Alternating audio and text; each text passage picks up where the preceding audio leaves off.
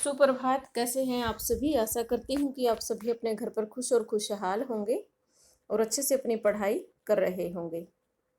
बच्चे, हम कर रहे थे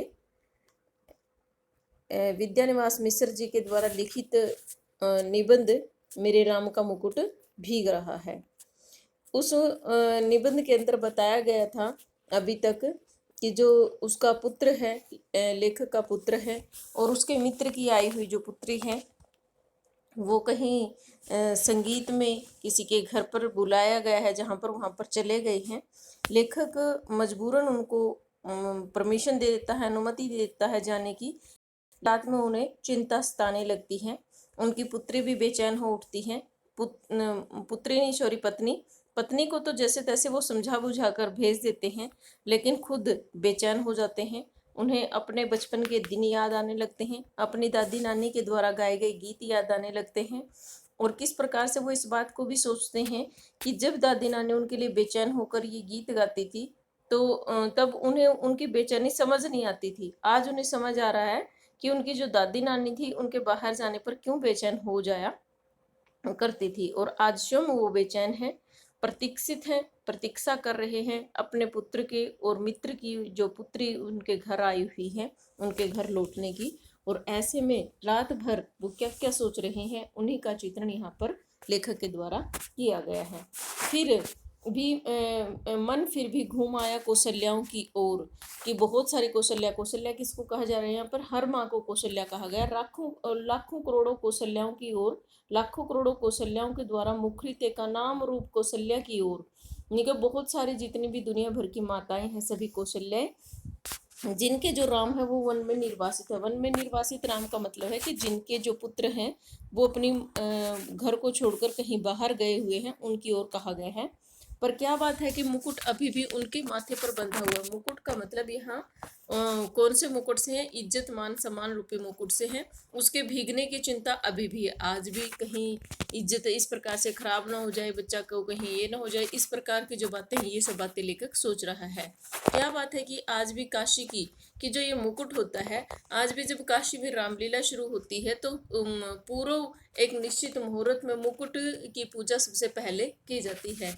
कि पहले से निर्धारित जो समय होता है उसके अनुसार सबसे पहले मुकुट की पूजा की जाती है। यानी कि इंसान सबसे ज्यादा महत्व जो देता है अपने मान सम्मान मर्यादा को देता है।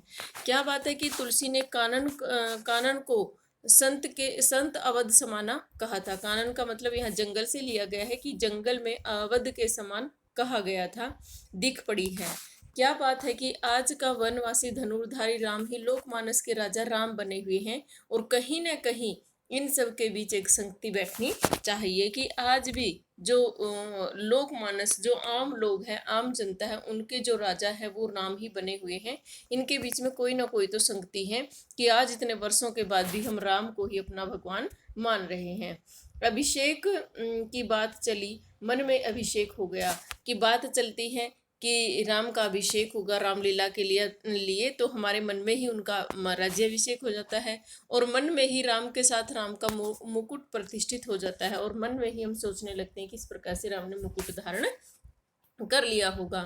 मन में प्रतिष्ठित हुए और इसलिए राम ने राजकीय वेश में उतारा और राजकीय रथ से उतरे, राजकीय भोग का परिहार किया। पर मुकुट तो लोगों के मन में था, कौशल्या के मातृ स्नेह में था, वह कैसे उतरता? वह मस्तक पर विराजमान था। कि जब वो उनके मन में जो प्रतिष्ठित था, यानी कि जो राज मुकुट था वो राजा के सिर पर दिखाई दे रहा था, राम के राजकीय वेश उतरे, लेकिन वनवास मिलने के पश्चात उनके राजकीय वेश उतर गए, राजकीय रथ से उनको उतार दिया गया, भोग, राजकीय जो भोग था उसका परिहार यानी कि त्याग कर दिया गया। पर मुकुट तो लोगों के मन में था, लेकिन जो मान सम्मान था वो तो लोगों के दिलों में था।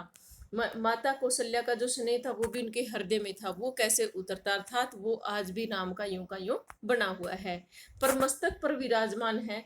राम भीगे तो भीगे, मुकुट ना भीगने पाए, कि राम भीगे तो भीगे, उनका जो मुकुट है वो कभी ना भीगने पाए, इसकी चिंता बनी रहती है। कि उनकी जो मान मर्यादा है, उनका जो सम्मान है लोगों की नजरों में, वो हमेशा बना रहना चाहिए। राजा राम के साथ उनके अंगरक्षक लक्ष्मण का कमर बंद यानी कि प्रहरी की जागरूकता के उपलक्ष्य ने भीगने न पाए, यानी कि वो जो दुपट्टा होता है वो ना भीगने पाए, और जो अखंड सौभाग्यवती सीता की मांग का सिंदूर ना भीगने पाए, सीता भले ही भीग जाए।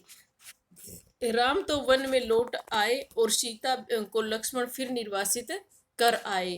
कि राम तो वन में से लौट आए, राम तो वन से लौट आए थे, लेकिन सीता को लक्ष्मण फिर से निर्वासित कर आए, पर लोकमानस में राम की वन यात्रा अभी नहीं रुकी है। कि लोगों के दिलों में जो राम की यात्रा थी, वन यात्रा थी, वो अभी नहीं रुकी थी। मुकुट दुपट्टे सिंदूर के भीगने की आशंका अभी भी साल रही थी, कि कहीं उनका मुकुट ना भीग जाए, कहीं उनके दुपट्टे ना भीग जाए, कहीं उनका सिंदूर ना भीग जाए। यह आशंका लोगों के दिलों में अभी भी बनी हुई है। कितनी अयोध्याएं बसी उजड़ी, पर निर्वासित राम की असली राजधानी जंगल का रास्ता अपने कांटों और कुंसों कांकड़ पत्थरों की वैसी ही ताजा चुभन लिए हुए बरकरार है, क्योंकि उनका आश्रय साधारण गवार आदमी भी ले सकता है। यानी कि जो रामलीला के विषय में जो बातें हैं वो आदमी आसानी से हम अपने सहज ही दिल में उतार लेता है। उनके राजपाट को संभालने वाला भरत अयोध्या के समीप रहते हुए भी उनसे भी अधिक निर्वासित रहेंगे।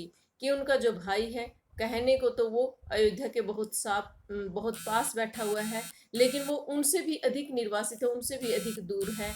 क्योंकि निर्वासित ही नहीं बल्कि वह तो काल कोठरी में बंद जिलावतली की तरह दिन बिता रहे हैं। कि वो तो एक काल कोठरी के अंदर बंद है और एक बंदी की तरह वो जीवन व्यतीत कर रहे हैं।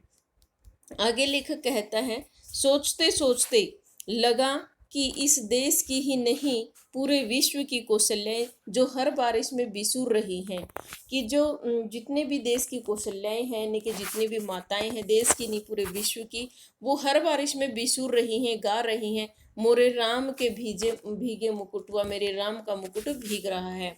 मेरी संतान ऐश्वर्य की अधिकारिणी संतान वन में घूम रही है। कि हर माँ अपने बच्चे के सुखी जीवन के लिए, हर प्रकार के सौभाग्य के लिए उसके लिए चिंतित दिखाई देती है।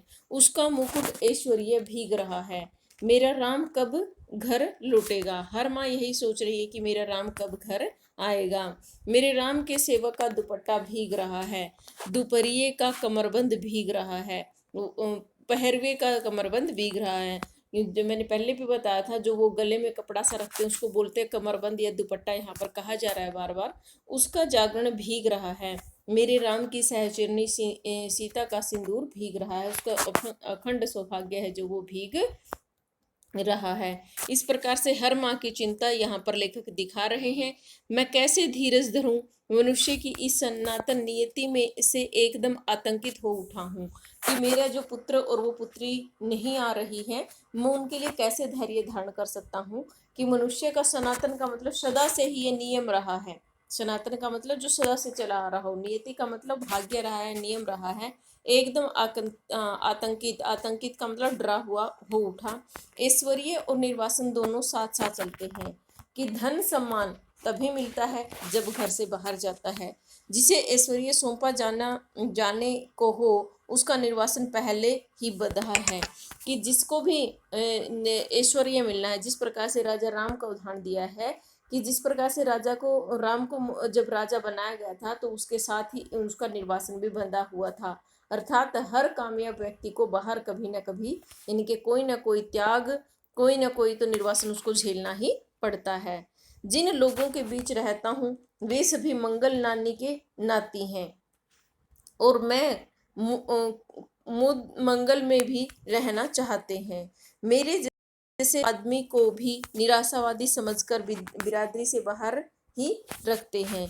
कि जो अन्य सभी लोग हैं वो सभी आशावादी हैं, और मेरे जैसा आदमी को वो निराशावादी समझकर बिरादरी से बाहर ही रखते हैं। कि मैं ज़्यादा निराशावादी हूँ, ज़्यादा चिंतनशील प्राणी हूँ, इसलिए मुझे ऐसी बातों से बाहर ही रखते हैं। डर लगता रहता है कि कहीं उड़कर उन्हें भी दुख न लग जाए। वो सभी सोचते हैं कि कहीं इस प्रकार बेफालतू की बातें सोचने वाला व्यक्ति हर समय अशेष मंगल आकांक्षाओं के पीछे से झांकती हुई दुर्निवार शंका कुल आंखों में झांकता हूँ तो मंगल का सारा उत्साह फीका पड़ जाता है। कि जो मेरा निराशावादी व्यवहार है, जो मेरी चिंता है, अन्य लोग समझते हैं कि कहीं वो उड़कर उनके पास भी ना चली जाए, इसलिए वो मेरे से बात करना पसंद नहीं करते हैं। शेष मंगल आकांक्षाएं, कि जो बाकी की बची हुई अच्छी आकांक्षाएं मेरे हृदय में पीछे से झांकती रहती हैं, वो भी शोकाकुल आंखों में झांकता रहता है और उनके पीछे से भी दर्द झांकता रहता है। तो मंगल का सारा उत्साह, जो खुशी के पल होते हैं, वो भी मेरा तो फीका पड़ जाता है। यानी कि मेरा निराशावादी स्वभाव के कारण मैं खुशी के पल भी खुशी से नहीं बिता पाता हूँ। वंदनवार ने दिखकर बटोरी हुई रस्सी की शक्ल में कुंठली मारे नागिन दिखने लगती हैं।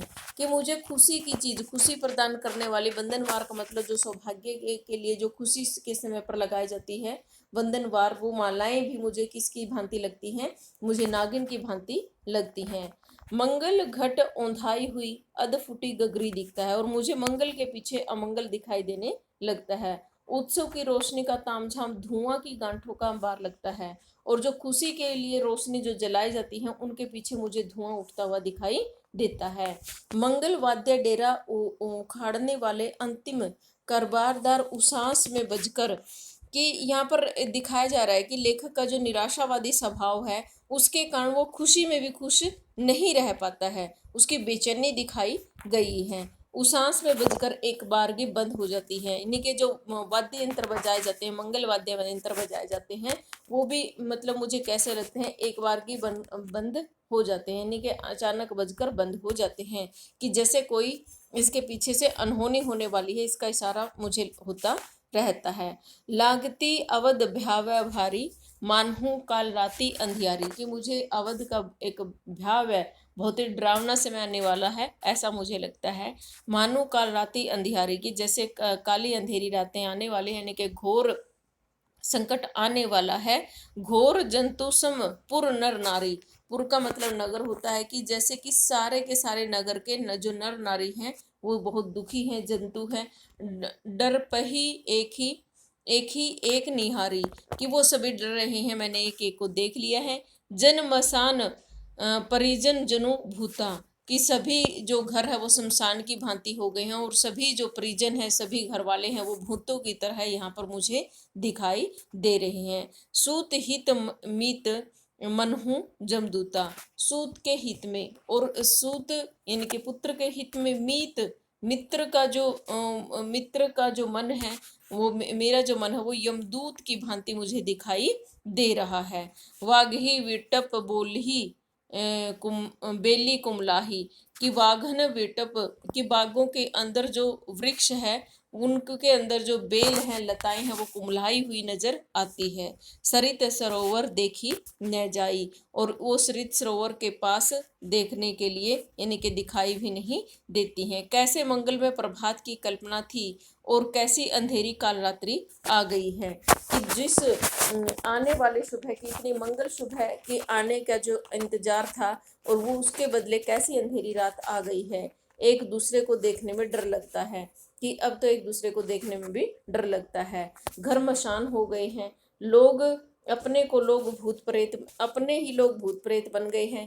पेड़ सूख गए हैं, लताएं कुम्हलाई हुई हैं, नदी और सरोवर को देखना भी दुस्सहाय हो गया है। यानी कि ऊपर जो हमने एक पैसेज सा किया है उसकी एक व्याख्या टाइप से की गई है, कि नदियों और सरोवरों को देखना भी दुस्सहाय लग रहा है, केवल इसलिए कि जिसका ऐश्वर्य से अभिषेक हो रहा था वह निर्वासित हो गया है। अर्थात ये उसी घड़ी को याद किया जा रहा है कि जिस प्रकार से सुबह सबको इंतजार था कि भगवान राम का राज्याभिषेक होगा, अगले दिन सब कुछ उल्टा हो गया है। सारी जो कल्पनाएं थी वो सारी उल्टी प्रतीत हो रही हैं। और क्या हो रहा है, उन्हें निर्वासित कर दिया गया है। उत्कर्ष की ओर उन्मुख समष्टि का चैतन्य, कि जो अभी तक समष्टि का मतलब समाज उत्कर्ष की ओर, उन्नति की ओर जाने के लिए जाग रहा था, घर से बाहर कर दिया गया। और उत्कर्ष के मनुष्य को ऊर्ध्वोन्मुख चेतना की यही कीमत सनातन काल से ही, कि हमेशा से ही, सनातन काल का मतलब सदा से ही चली आ रही है, कि उत्कर्ष के मनुष्य की ओर, उत्कर्ष का मतलब उन्नति की ओर, उत्कर्ष का मतलब क्या होता है, उन्नति की ओर मनुष्य का ऊर्ध्वोन्मुख में मतलब जाती हुई जो चेतना है कि यही कीमत सनातन सदा से ही अदा करती जा रही है। हमेशा ही इस प्रकार की कीमत जो उन्नति है उसको देनी आई है। इसलिए जब कीमत अदा कर ही दी गई हो तो उत्कर्ष कम से कम सुरक्षित रहे, यह चिंता स्वाभाविक हो जाती है। राम भीगे तो भीगे, राम के उत्कर्ष की कल्पना ना भीगे। इसीलिए ये चिंता हमेशा से हम लोगों के दिलों में है कि राम भीगे तो भीगे, लेकिन उसका जो उत्कर्ष है, उसके जो उन्नति का पल है वो ना भीगने पाए। वह हर बारिश में, हर दुर्दिन में सुरक्षित रहे। उसका जो उत्कर्ष है, उसका जो सौभाग्य है, वो हमेशा बुरे दिनों में भी सुरक्षित रहना चाहिए। नर के रूप में लीला करने वाले नारायण को निर्वासन की व्यवस्था झेले कि जिस भगवान राम को ने आदमी के रूप में जन्म लेकर, निर्वासन का मतलब जंगल की वनवास की व्यवस्था को झेलना पड़ा था, पर नर रूप में उनकी ईश्वरीयता का बोध दमकता रहा कि फिर भी वो तो ईश्वर थे, इसलिए उनकी ईश्वरीयता का बोध था, जो समझ थी लोगों के दिलों में, वो दमकती रही थी। पानी की बूंदों की झालर में उनकी दीप्ति छिपनी न पाई कि जो पानी की बूंदे की झालर थी, उनके अंदर जो उनका प्रकाश था, उनका जो प्रकाशमान व्यक्तित्व था, जो उनके अच्छे कर्मों की जो चमक थी, वो छिप नहीं पाई थी। उस नारायण के सुख सेज से अनंत के अवतार लक्ष्मण भले ही भीगते रहे कि उस नारायण के सुख सेज से बने हुए, सुख सेज का मतलब तुम्हें पता है ना, भगवान जो लक्ष्मण है उसको शेषनाग का अवतार बोला जाता है। लक्ष्मण शेषनाग का अवतार है, और जो भगवान राम है वो किसके अवतार माने जाते हैं? नारायण के। तो उस नारायण की जो सुख सेज से बने हुए अनंत अवतार लक्ष्मण भले ही भीगते रहे, उनका दुपट्टा, उनका अहर निसी का मतलब होता है, अहम का मतलब दिन और निसी का मतलब रात, कि दिन रात, आगे क्या बोल रहे हैं यहाँ पर, दिन रात जागर न भीजे, कि उनके जो दिन रात है ना, कि जो लक्ष्मण है, जो शेषनाग का अवतार लक्ष्मण है, उनका दुपट्टा ना भीगने पाए, यानी कि जो उनके कर्म है वो किसी प्रकार से दूषित ना हो। जिस प्रकार से कि राम भीगे तो भीगे, उनका उत्कर्ष ना भीगने पाए, इसी प्रकार से जो लक्ष्मण ने त्याग किया है, लक्ष्मण का जो त्याग है वो ना भीगने पाए। शेषी नारायण के ऐश्वर्य का गौरव अनंत शेष के जागर संकल्प से सुरक्षित हो सकेगा। इन दोनों का गौरव जगत जननी आद्य शक्ति का अखंड सौभाग्य है, और इन दोनों का जो गौरव है वो जगत जननी कौन? माँ सीता, जिसको कहा गया है कि जो आद्य जननी का मतलब जो पूरी दुनिया की शक्ति की जो जन्म देने वाली, अखंड सौभाग्य वाली, सीमंत और सिंदूर में रक्षित हो सकेगा कि यदि ये सुरक्षित रहे तो उसका भी जीवन सुख में रह सकेगा।